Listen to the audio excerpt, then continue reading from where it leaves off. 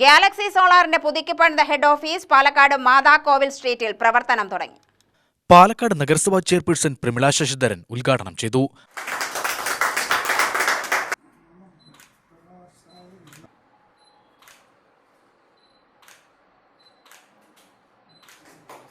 ഹരിതാസമയ സംരംഭത്തിന്റെ തുടക്കം കുറിച്ചത് അതുപോലെ നമ്മുടെ ശുദ്ധോധന സാർ ഇവിടെ എത്തിയിട്ടുണ്ട്.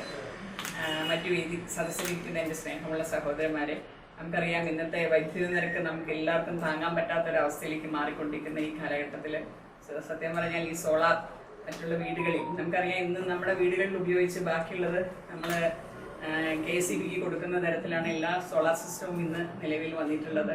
തീർച്ചയായിട്ടും ഇത് വിജയകരമായിട്ട് ഈ സംരംഭം വിജയിക്കട്ടെ എന്നാണ്. ഏതൊരു സംരംഭവും നമ്മൾ ഉദ്ഘാടന ചടങ്ങിൽ, ഒരു ഔപചാരിക ഉദ്ഘാടന ചടങ്ങിൽ ഇത് വളരെയധികം നല്ല രീതിയിൽ വിജയം വരിക്കുന്നതിന് വേണ്ടിയിട്ടാണ്. തീർച്ചയായിട്ടും ഈശ്വരൻ്റെയും അവരുടെ പൂർവികരുടെയും എല്ലാവരുടെയും സഹായത്തോടെയും അതുപോലെ അവരുടെ ആശംസകളും നേർന്നുകൊണ്ട് ഇതിന് എല്ലാവിധ ആശംസകളും നേരുന്നു. മൃഗസംരക്ഷണ വകുപ്പ് മുൻ ഡെപ്യൂട്ടി ഡയറക്ടർ N. ശുദ്ധോധനൻ മുഖ്യാതിഥിയായി.